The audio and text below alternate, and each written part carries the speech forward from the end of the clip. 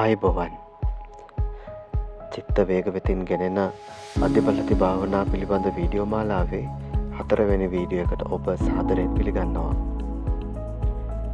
ඔබ මේ channel එකට අලුත් කෙනෙක් නම් මින් ඉදිරියට විස්තර වන කරුණු වඩා හොඳින් අවබෝධ කර ගැනීම සඳහා භාවනාව පිළිබඳ වීඩියෝ මාලාවේ මුල් වීඩියෝ 3ත් නරඹා තිබීම තාමත් වැදගත්. භාවනාව දියුණු කරගන්න කලින් අතිමානසික හැකියාව ලබා ගැනීමට ආශා කිරීම නුසුදුසු බව සමහරුන් සිතනවා. නමුත් ඇත්තටම එහි ඇති වරදක් නැහැ. එම ආශාව නිසාම බොහෝ අය විශේෂයෙන් තරුණ පිරිස මේ භාවනාවට අත්පොත් තියෙනවා. නමුත් භාවනා ශිෂ්‍යයා ක්‍රමයෙන් පරිණතභාවයට පැමිණ යෝගාවචරයෙකු බවට පත්වන විට ඒ අතිමානසික හැකියාව ඔහුට අතිශය සාමාන්‍ය දෙයක් බවට පත්වෙනවා. කොහොම නමුත් ඒ කුතුහලය පැවතීම ඉතාමත් හොඳ දෙයක්. මේ වීඩියෝ එකෙන් සුප්‍රසිද්ධ මෛත්‍රී භාවනාව තුළින් ප්‍රාථමික මට්ටමේ අතිමානසික තත්ත්වයක් අත්විඳින ආකාරය පැහැදිලි කිරීමට බලාපොරොත්තු වෙනවා. සම්ප්‍රදායික වශයෙන් මම නිදුක් වෙම්වා නිරෝගී වෙම්වා ආදී වශයෙන් තමා මූලික කොටගෙන ආරම්භ කර අවසානයේ සියලු සත්වයෝ දක්වා මෛත්‍රී කිරීමේ භාවනා ක්‍රමය ඔබ හැමෝම දන්නා ඇති. නමුත් අප මේ කතා කරන්න යන දෙව් මිනිසුන් තමා වෙත ආකර්ෂණය කර ගැනීම වගේ දේවල් අත්විඳින්න එය ප්‍රමාණවත් මදි. ඔබ දන්නවා ඇති රේඩියෝවකින් නිවේදකයන් කතා කරන දේ විශාල දුරක් සම්ප්‍රේෂණය කිරීම සඳහා බලවත් වාහක තරංග ජනකයකින් නිපදවන දිගු තරංගායාම සහිත විද්‍යුත් චුම්බක තරංග භාවිතා කරනවා. මේ වාහක තරංග සමග පණිවිඩය මුසු කරලා තමයි සම්ප්‍රේෂණය කරන්නේ. ඉතින් මේ මෛත්‍රී පැතිරවීම කළ යුත්තේ ඒ ආකාරයටම තමයි. ඔබ තුළ ගොඩනගන මෛත්‍රී සහගත ස්වභාවය විශ්වය පුරා පතුරවන්න නම් ඒ මෛත්‍රී හැඟීම බලවත් ශක්ති ධාරාවක් සමග මුසුකොට මුදා හැරිය යුතුයි. ඒ සඳහා සමහර භාවනා ගුරුකලයන් භාවිතා කරන ක්‍රමවේදයක් මෙහිදී ඔබට ඉදිරිපත් කිරීමට බලාපොරොත්තු වෙනවා. ඇත්ත වශයෙන්ම මේ සඳහා ඔබ යම්කිසි මහන්සියක් දැරිය යුතුයි. අප කලින් වීඩියෝ එකේ කතා කළ ආකාරයට ශරීරය තුළට සිත යොමා හුස්ම තුනී වී යන තෙක් ආනාපාන සතිය වඩන්න. දැන් ඔබ දන්නවා ඔබේ සිත අරමුණේම ඇලී පවතින ස්වභාවයක් ඇති බව. ඉන්පසු ඒ භාවනා නිමිත්ත අතහැර තමාගේ හෘදය වෙතට අවධානය යොමු කරන්න. හෘදයේ ක්‍රියාකාරීත්වය, රුධිරය හෘදය තුළින් සංසරණය වන ආකාරය දෙස බලා සිටින්න. හෘදය තුළ පීඩනයට පත්වන රුධිර ධාතුව වෙත සංවේදී වෙන්න. ඒ රුධිරයේ උණුසුම පවා ඔබට හොඳින් දැනේවි. දැන් ඔබ ඒ රුධිර ධාතුව තුළින් කුඩා රතු පැහැති ඔපයක් එහෙම නැත්නම් දිස්නයක් ඇතිවන බව සිතන්න. ක්‍රමයෙන් එම ඔපය දීප්තිමත් වී රතු පැහැති ආලෝකයක් බවට පත්වන ආකාරය සිතින් දකින්න. මුලදී එය සිතුවිල්ලක්ම පමණක් වුවත් ටික දිනක් මේ අභ්‍යාසයේ නිරත වන විට නොසැලී සිටින රතු පැහැති ආලෝකයක් සිතට හසු වේවි. එය ලෝහිත කසිනේ ලෙසින් හඳුන්වනවා. ඉන්පසු එම කසිනාලෝකය මතම සිත පිහිටවන්න. ක්‍රමයෙන් එය වඩාත් ප්‍රබල වී ඔබද වසාගෙන දසත පුරා පැතිර යන අයුරු සිතෙන් දර්ශනය කරන්න. ඔබේ කාමරය පුරා එය පතුරවා හරින්න. ඉන්පසු ඔබේ නිවස පුරාත් ගම්දනව් සිසාරා ඉහළට පහළට ඉදිරියට පසුපසට දකුණට සහ වමට යන සය දිශාවන් ඔස්සේම සෞරාග්‍රහ මණ්ඩලය හරහා මන්දාකිණි හරහා මුළු විශ්වය පුරාම පතුරවා හරින්න. මෙම අභ්‍යාසය කරන විට ඔබේ ඉරියව්ව ඉතාමත් වැදගත්. කඳ ඍජුව තබා හිඳගෙන සිටීම අත්‍යවශ්‍යයි. මේ සිදු කරන විට ඔබේ ශරීර අභ්‍යන්තරයේ ශක්තිය එම නැත්නම් කුණ්ඩලිනී ශක්තිය යම් ප්‍රමාණයකට අවදි වෙනවා. එම ශක්තිය සුෂුම්නාව දිගේ ඉහළට පැමිණෙනවා. ඒ සඳහා කොන්ද ඍජුව තැබීම ඉතාමත් වැදගත්. අවහිරතා තිබුණොත් අතුරු ආබාධ ඇතිවීමට ඉඩ තියෙනවා. කුණ්ඩලිනී භාවනා තුළින් චක්‍ර බල ගැන්වීමට ප්‍රථම සිදු කළ යුතු විශේෂ ශාරීරික අභ්‍යාස තියෙනවා. නමුත් මෙතෙන්දී සම්පූර්ණ කුණ්ඩලිනී බලය භාවිතා නොකරන නිසා ඒ වාත්‍ය අවශ්‍ය නැහැ. ඉතින් ඒ ආකාරයට ඔබ විශ්වයම ඔබේ කසිනාලෝකයෙන් ඒකාලෝක කළ පසු ඔබ ප්‍රබල සම්ප්‍රේෂණ මාධ්‍යයක් සාදාගෙන අවසන්. කොතින්ම ඔබ විශ්වීය ශක්තියට ඇති දොරගුල විවෘත කරගෙන අවසන්. දැන් ඔබට එම කසිනාලෝකයේ සමග මුසුකොට ඔබේ මෛත්‍රී සහගත හැඟීම ප්‍රචාරණය කරන්න පුළුවන්.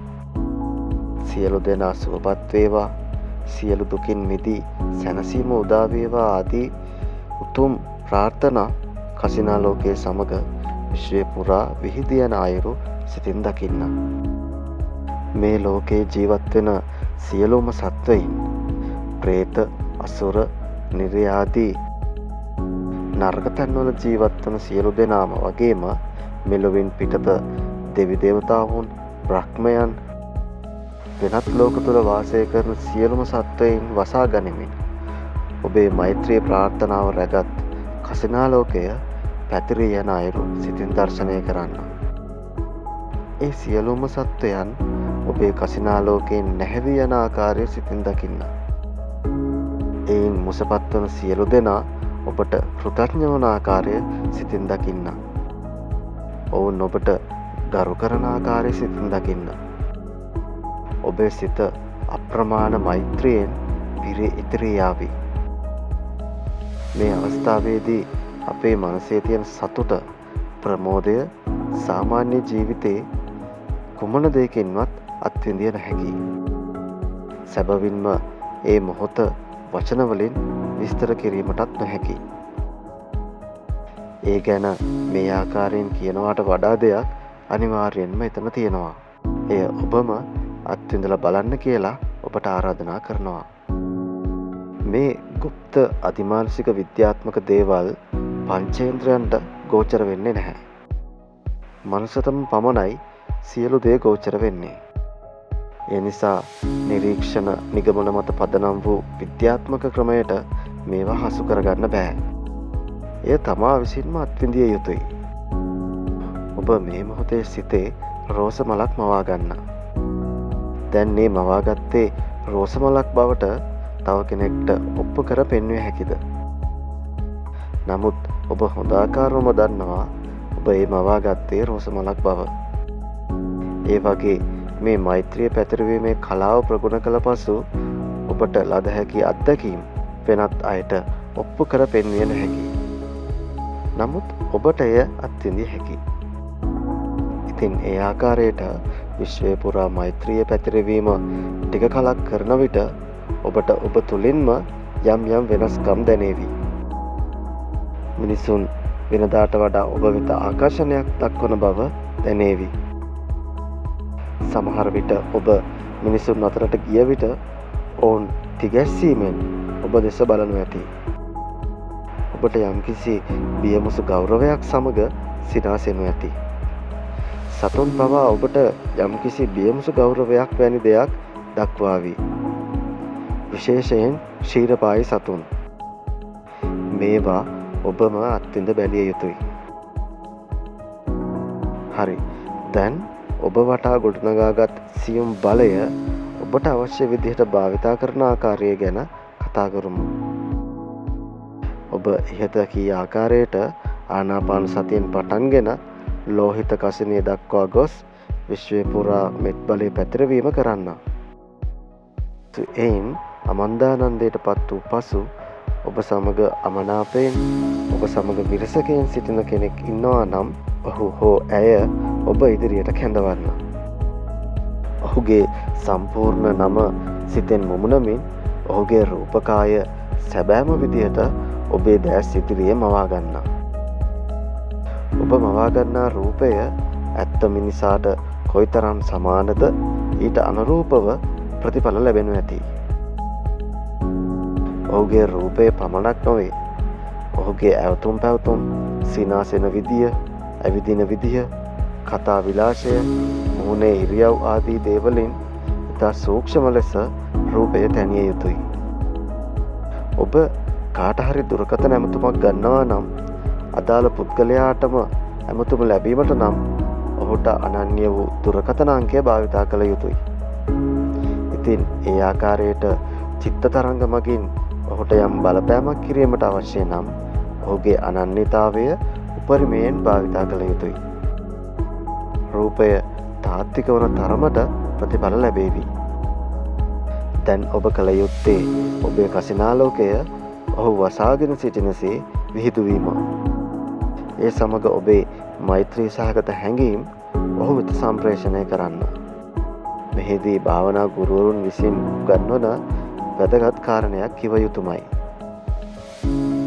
සතුරාට මෙත් වැඩීමෙන් පමණක් සතුරා තවත් බලවත් වෙලා ඔබට එරෙහිව වඩා ප්‍රබලව නැගී සිටින්නත් පුළුවන්.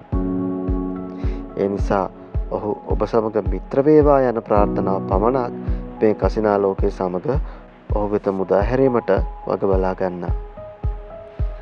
මේ ආකාරයට ඔහු ඔබ සමග ඇති අමනාපකම් දුරුකොට ඔබ වෙතට මිත්‍රත්වයේ දැත් විදහා පාන අයුරු සිතින් දකින්න.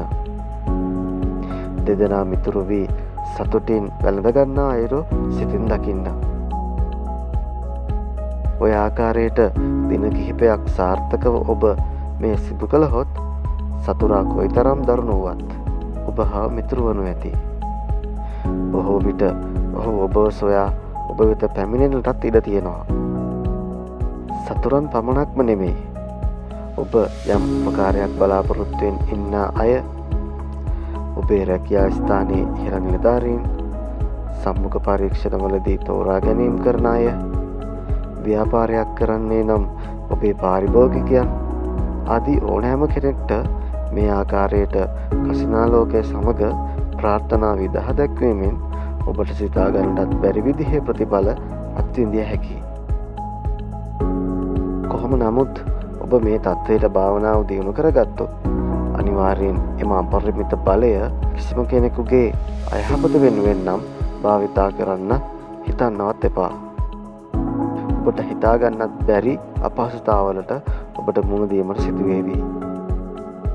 එහෙනම් මේ වීඩියෝ එකෙන් උගත් කරුණු අනුව මෛත්‍රී භාවනාව දියුණු කර ගැනීමට උත්සාහ කරන ලෙස ඔබට ආරාධනා කරන ගමන් මේ වීඩියෝ එක මෙතනින් අවසන් කරනවා. එහෙනම් මේ වගේ තවත් වටිනා වීඩියෝ එකකින් නැවත හමු වෙමු.